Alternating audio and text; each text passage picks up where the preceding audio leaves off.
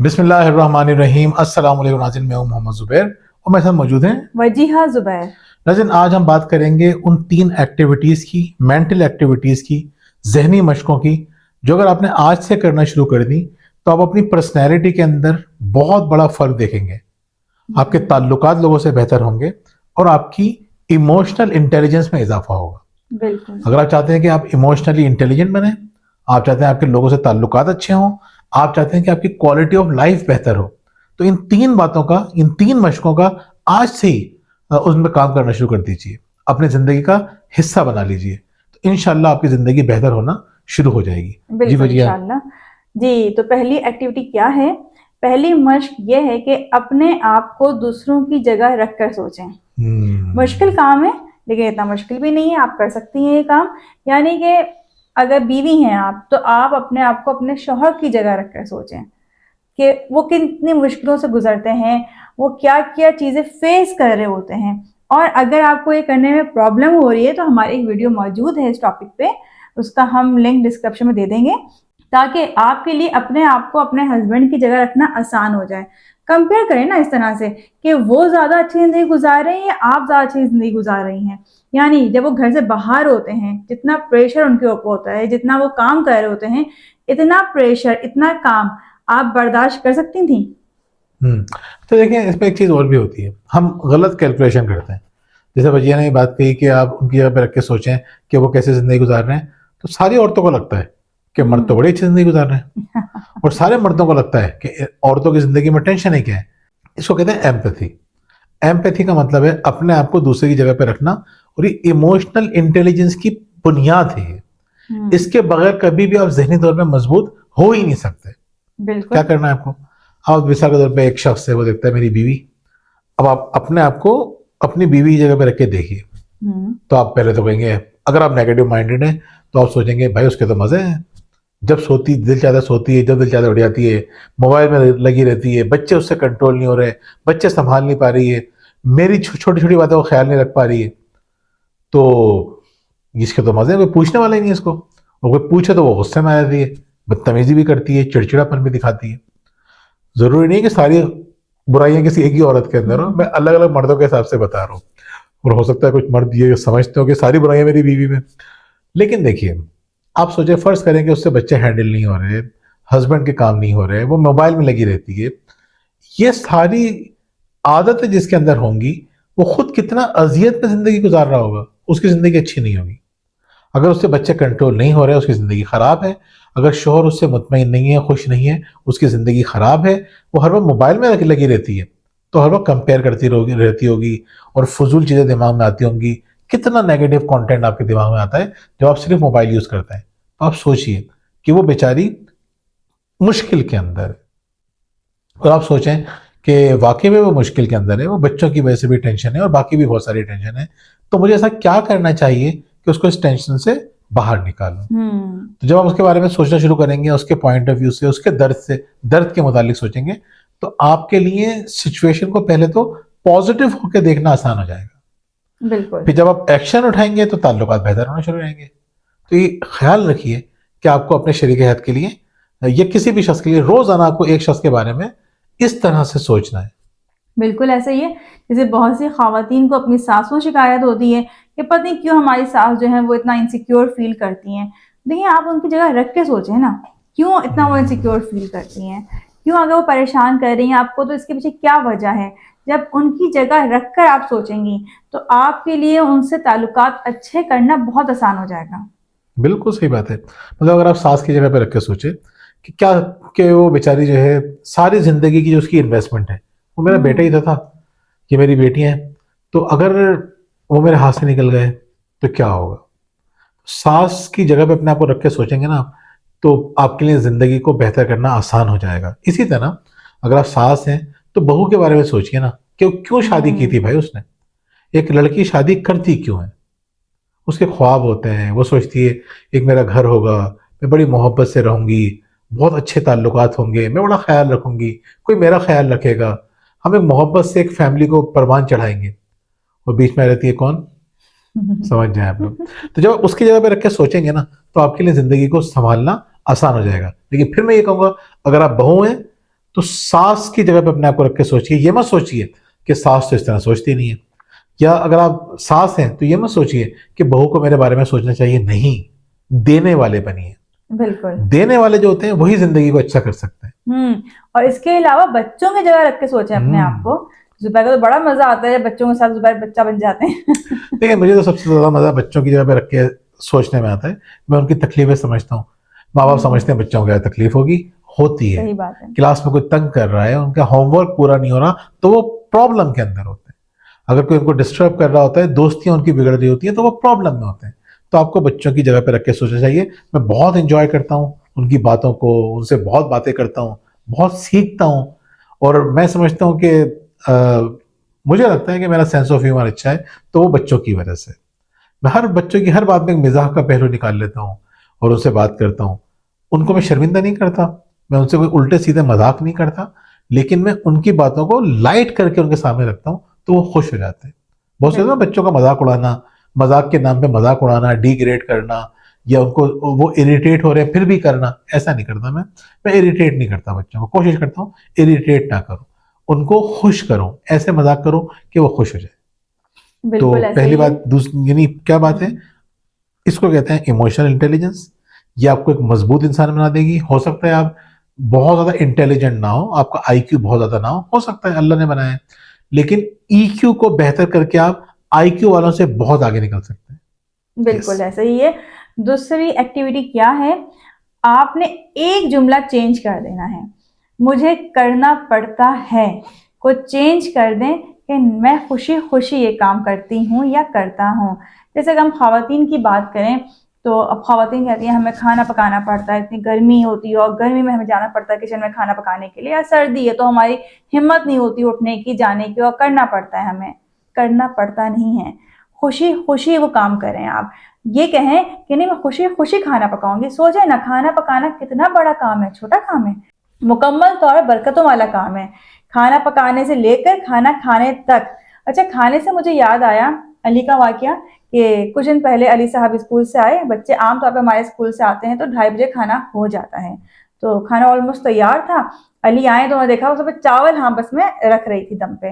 तो अली कहने लगे मुझे बहुत भूख लग रही है, तो शायद ज़्यादा भूख लग रही थी अली को। मैं बेटा खाना तैयार है। कहें क्या पकाया आपने? मैं कहा दाल चावल। मैं तो खुश हो गए दाल चावल पे, अच्छा आज दाल चावल पके हैं, बस मैं फ़ोन चेंज करके आ रहा हूँ। मैंने कहा आ जाओ। जब वो चेंज करके आए तो कहने लगे भाई मुझे बहुत भूख लग रही है, खाना कब मिलेगा? मैं खाना बिल्कुल तैयार है, तुम बैठो तो मैं लेकर आ रही हूँ। क्या चावल पक गए क्या? मैंने कहा हाँ पक गए चावल, अभी तो मेरे सामने डाल रही थी बना रही थी, पक भी गए। उसने फौरन पतीली खोल के देखे चावल और वो खुशी से मेरे गले लग गया कि मामा आपने खाना बना लिया। अब उसका इतना अच्छा रिस्पॉन्स आया, मुझे भी खुशी हुई। लेकिन रिस्पॉन्स अच्छा क्यों आया? क्योंकि जब वो आया तो मैंने खुशी खुशी उसको बताया कि हाँ मैंने खाना बनाया है, तुम्हारे लिए मैंने बना के रख दिया है। अब अगर मेरा रिस्पॉन्स अच्छा ना होता या इस काम को मैंने बर्डन समझा होता तो मुझे रिस्पॉन्स भी अच्छा नहीं मिलता। इसीलिए जो भी काम करें वो दिल से करें और ये जुमला बोले नहीं ये काम मैं खुशी खुशी करूंगी या खुशी खुशी करूंगा। यस, ये नहीं देखें, ये मत कहें कि मुझे ये काम करना पड़ता है। जब मर्द भी बाज़ औक़ात बहुत ज्यादती करते हैं, एहसान जता रहे होते हैं बीवी के सामने, बच्चों के सामने, मुझे इतना करना पड़ता है, मुझे तुम लोगों के लिए ये भी करना पड़ता है, मुझे क्या क्या सुनना पड़ता है। नहीं, क्यों करना पड़ता है? अगर आपको काम से मोहब्बत हो जाए तो आप काम में तरक्की भी करें, काम में बरकत भी हो। तो मर्दों को भी चाहिए कि जुमला जिंदगी से निकाल दें, मुझे करना पड़ता है। यार अपनी औलाद के लिए कर रहे हैं आप अपने लिए कर रहे हैं, अपनी बीवी के लिए कर रहे हैं, अपनी फैमिली के लिए कर रहे हैं, तो इसमें भी आपको खुशी नहीं हो रही कि मुझे काम मिला हुआ है, मैं बरसरे रोजगार हूं। जैसा भी काम है, हम लोग नाशुक्र हैं ना, हमें जो भी काम मिलता है हमें बुरा ही लगता है, छोटा ही लगता है, तनख्वाह कम ही लगती है। लेकिन आप सोचें कि ना होता तो क्या होता। जो लोग रो रहे होते हैं ना कि हमें काम सही नहीं मिला, हमें काम करना पड़ता है, जब नौकरी उनकी जाती है, मैंने लोगों को आंसुओं से रोते हुए देखा है। 40-40, 50-50 साल के लोगों को, 30-30 साल के लोगों को आंसुओं से रोते देखा है, नौकरी चली गई। मतलब एक साहब मैनेजर थे, उनकी नौकरी गई, तो कोविड के दौरान वो कहने लगे कि यार मुझे ना आप निकाले नहीं, मुझे चाहे स्वीपर का काम करा लें। मैनेजर ये बात कह रहा है। तो हम जब काम कर रहे होते हैं ना, उसको कदर नहीं करते। चीजें जब नहीं होती, जब हमें उसकी कदर होती है, ये चली जाती है जब कदर होती है, जब तक साथ होती है कदर नहीं होती। तो जो साथ है आपके पास, कदर कीजिए, खुशी से कीजिए, कहिए कि मुझे खुशी है कि मुझे ये काम करना है। बच्चों के कपड़े धोने हैं, आपके बच्चे हैं जब भी तो आपको बच्चों के कपड़े धोने हैं। घर फैला हुआ है, बच्चे हैं तो घर फैला हुआ है ना होता तो क्या होता। तो जो कुछ है आप सोचना शुरू कर दें, जिस काम से आपको तकलीफ होती है ना, जो काम आपको बर्डन लगता है, आज से उसके बारे में सोचें सुकून से कि इस काम के लिए मुझे क्यों शुक्र अदा करना चाहिए, ये काम मुझे खुशी खुशी क्यों करना चाहिए। यकीन करें एक के बाद आपको एक वजह मिलना शुरू होगी, इल्ला ये कि आप बहुत ही ज्यादा कोई नेगेटिव आदमी है। तो वरना एक आम आदमी को, नॉर्मल आदमी को मौका मिल जाता है खुश होने का और ये बात कहने का। तो ये मेंटल एक्टिविटी अपनी क्या बनानी है आपको रोजाना अपने आप से ये बात कहनी है कि मुझे खुशी है कि मुझे ये काम करना पड़ रहा है।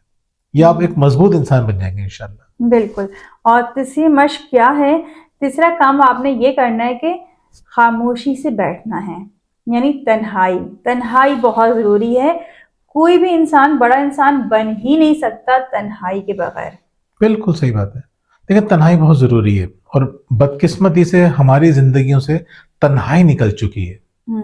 हमें अगर अकेले बैठने का मौका भी मिलता है ना तो हमारे हाथ में मोबाइल होता है। बिल्कुल। और हम सुकून से बैठ के, अगर आपको तन्हाई नहीं मिल रही, आप अपना मुहासबा नहीं कर सकते, आप अपने आप को बेहतर नहीं कर सकते, अपनी इस्लाह नहीं कर सकते, अच्छी ज़िंदगी नहीं गुजार सकते। बहुत ज़रूरी है ये तन्हाई। और देखें दूसरी बदकिस्मती क्या है कि अगर हमें तन्हाई मिल जाती है तो मोबाइल हमारे हाथ में होता है, फिर हम तन्हा नहीं होते। और मोबाइल में हम क्या देख रहे होते हैं ये डिसाइड करता है कि हम कैसे इंसान हैं। हमारी तन्हाई डिसाइड करती है हम कितने बड़े या कितने छोटे इंसान हैं। हम क्या देख रहे हैं, क्या वो चीज़ें देख रहे हैं कि बच्चे भी साथ आपके बैठ के देख सके और फख्र कर सके कि हमारे माँ बाप कितनी अच्छी चीज़ें देख रहे हैं, मेंटल ग्रोथ इनकी हो रही है। तो आपको ये देखना चाहिए कि पहले नंबर पर तो मोबाइल साइड में रख दें, और जब मोबाइल यूज़ भी कर रहे हो तो आपको पता होना चाहिए कि ये मोबाइल मेरा अल्लाह से ताल्लुक मजबूत कर रहा है या कमज़ोर कर रहा है। मैं तन्हाई में अल्लाह के बारे में सोच रहा हूँ या सिर्फ और सिर्फ उल्टी सीधी फजूल बातों के बारे में, एंटरटेनमेंट के अलावा मेरी जिंदगी में कुछ भी नहीं है। यकीन करें जिंदगी भी बर्बाद होती है ऐसे लोगों की और आखिरत भी बर्बाद होगी। ये छोटी सी जिंदगी है, इसको बर्बाद मत कीजिए, मोहब्बतें कीजिए अल्लाह के बंदों से। अल्लाह के बंदों का मतलब ये नहीं बाहर निकल जाए, अल्लाह के बंदे आपके घर में भी है तो उन अल्लाह के बंदों और बंदियों से मोहब्बत कीजिए, अल्लाह से मोहब्बत कीजिए, कुर्बानियां दीजिए अल्लाह के लिए, ख्याल रखिए अल्लाह के लिए, शुक्र अदा कीजिए अल्लाह ताला का तन्हाई में बैठ के, उसकी नेमतें और बरकतें याद कीजिए। ये 3 एक्टिविटी जो है ना आपकी, यकीन करें आपकी जिंदगी को ट्रांसफॉर्म करने के लिए काफी है। आपको कोई मोटिवेशनल वीडियोस देखने की जरूरत नहीं है, कोई बड़ी बड़ी बातें सुनने की जरूरत नहीं है। मैं आपको एक और बात कहूं, मैं आपसे ये नहीं कह रहा ये वीडियो देखने के बाद आपके सामने लिखा हुआ आएगा नेक्स्ट वीडियो, हमारी नेक्स्ट वीडियो मत देखिए। आप सुकून से इन 3 बातों पर गौर कीजिए। अगर इन बातों पे काम कर रहे हैं, मैं आपसे कहूंगा मत देखें हमारी फ्यूचर की वीडियोस, अगर आपने इन तीनों के ऊपर सुकून से काम करना शुरू कर दिया। लेकिन ये नहीं कि आप हमारी नहीं देख रहे हो दूसरों की देख रहे हो, ये भी मत कीजिएगा। हम तो फिर भी अच्छी अच्छी वीडियोस बनाते हैं तो लेकिन मेरा मकसद कहने का ये कि आपको पॉजिटिव होने की जरूरत है, अल्लाह ताला से रिश्ता मजबूत करने की जरूरत है। हमारी तरजीह अव्वल अल्लाह रब्बुल इज्जत की जात होनी चाहिए। हमारी सोच में सबसे ऊपर अल्लाह होना चाहिए। जिंदगी सुकून में आ जाएगी, आप मेंटली स्ट्रांग हो जाएंगे, किसी की बातें आपको तंग नहीं करेंगी। जो हर वक्त आप परेशान रहते हैं परेशानियां खत्म हो जाएंगी, सुकून आ जाएगा। और अल्लाह ताला के बारे में सोचने वाले के लिए तो अल्लाह ताला काफ़ी होता है। अल्लाह ताला खुद कहता है कि जो मुझ पर तवक्कुल करता है, मुझ पर भरोसा करता है, मैं काफ़ी हूँ। तो अल्लाह की इस बात कुरान शरीफ में मौजूद है, जो अल्लाह पे भरोसा करता है अल्लाह के उसके लिए काफ़ी है। सोचें अल्लाह के बारे में, अल्लाह से बातें कीजिए, आप मज़े मज़े की बातें कीजिए, प्रॉब्लम शेयर कीजिए, अपनी अच्छी बातें बताइए उसको, और बताइए कि अल्लाह ताला तेरी इन नेमतों से मुझे कितना मज़ा आ रहा है, मैं तो हवा में उड़ रही हूँ या मैं तो हवा में उड़ रहा हूँ। सोचें इस बारे में। तन्हाइयों को खूबसूरत कीजिए, तन्हाइयों को अल्लाह और उसके बंदों से ताल्लुक मजबूत करने के लिए इस्तेमाल कीजिए। ये नहीं कि आप गीबतें करना शुरू करो, मोबाइल उठाए इसकी गीबत उसकी गीबत, समझ जाए आप भी, सही है मैं समझ जाऊँ। और आपको क्या ख्याल है अपने बारे में? मैं भी समझने की कोशिश कर रहा हूँ, मैं भी कोशिश करता हूँ, हम सबको कोशिश करनी चाहिए। हम ये नहीं कह रहे कि हम लोग बड़े नेक हैं, हमारी बड़ी तन्हाइयाँ बहुत अच्छी हैं, लेकिन हमें खुशी है हमारे मोबाइल सामने पड़े होते हैं, हमारे बच्चे कभी भी उठा के देख सकते हैं कि हमारी हिस्ट्री क्या है, हमारी जो है चैट हिस्ट्री क्या है, बिल्कुल हमारे जो है फेसबुक पे हमने क्या चीजें देखते हैं, क्या चीजें देखी हैं, यूट्यूब पे हम क्या देखते हुए हैं, हमको हिस्ट्रियाँ डिलीट नहीं करते। मतलब मेरा जो मोबाइल है वो बाज़ औक़ात बच्चों के पास होता है, क्योंकि उनका स्कूल का जो होमवर्क है वो मेरे व्हाट्सएप पे आता है, तो बच्चे यूज़ कर रहे होते हैं मोबाइल में, टेंशन नहीं होती पति मेरे व्हाट्सएप पे किसी ग्रुप में ना चले जाएं, मेरे दोस्तों ग्रुप पे मेरे दोस्तों के ग्रुप में ना चले जाएं। यानी हम दोस्ती भी ऐसी बातें नहीं करती हैं जो हमें बच्चों से छुपानी पड़े, या बच्चे अगर यूट्यूब देख रहे हैं तो वो मेरी हिस्ट्री देखेंगे तो जाहिर सी बात है वही चीज़ उनके सामने आएंगी। तो हमें इस तरह की कोई भी अल्हम्दुलिल्लाह प्रॉब्लम नहीं होती है। बिल्कुल। अभी मैं ट्रेनिंग प्रोग्राम में गया, मैं उनसे इसी मौजू पे बात कर रहा था कि आपको किस तरह की चीज़ें सर्च करनी चाहिए, क्या करना चाहिए। मैंने फिर इत्तेफाक से ऐसे ही बातों बातों में मैंने मोबाइल उठा लिया, तो कहना सर आप क्या देखते हैं, मैंने देखें साथ देख लेते हैं। तो मैंने उसी वक्त मैंने देखा कि मुझे गूगल क्या चीज़ें भेजता है, मतलब वो सजेस्ट करता है। मैं देखो मेरे ये आर्टिकल, ये आर्टिकल, ये आर्टिकल, कोई फजूल चीज़ नहीं थी। फिर यूट्यूब पे हमारी ऐसी चीज़ें होती हैं कि हमें किसी से छुपाने की जरूरत नहीं, हमने देख लो, खुद ही देख लो आप हम क्या देखते हैं। फेसबुक बाज़ औक़ात आपको उल्टी सीधी चीज़ें भेज भी देता है कभी कभी, इसके बावजूद कि आप उन चीज़ों को पसंद नहीं करते।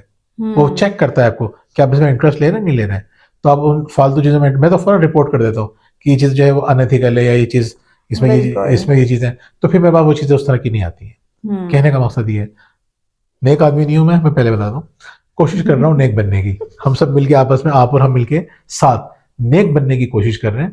तो आप भी अपनी चीज़ें बताइए कि आप किस तरह से काम करते हैं। मुझे पता है आप लोग भी अच्छे लोग हैं, तो इन 3 एक्टिविटीज़ की मदद से आप अपनी ज़िंदगी को ट्रांसफॉर्म कर सकते हैं। बिल्कुल ऐसा ही है। इसके अलावा अगर आप हमारी किताबें शुक्रिया, परवरिश और तरबियत हासिल करना चाहते हैं तो हमारे दिए गए नंबर पर रब्ता कर सकते हैं।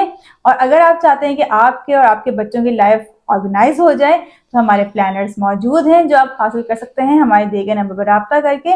और अगर आपकी ज़िंदगी में परेशानियां हैं, घरेलू मसाइल हैं, शरीक हयात के मसाइल हैं या बच्चों के मसाइल हैं और आप हमसे ऑनलाइन कोचिंग करवाना चाहते हैं, तब भी आप हमारे दिए गए नंबर पर रब्ता कर सकते हैं।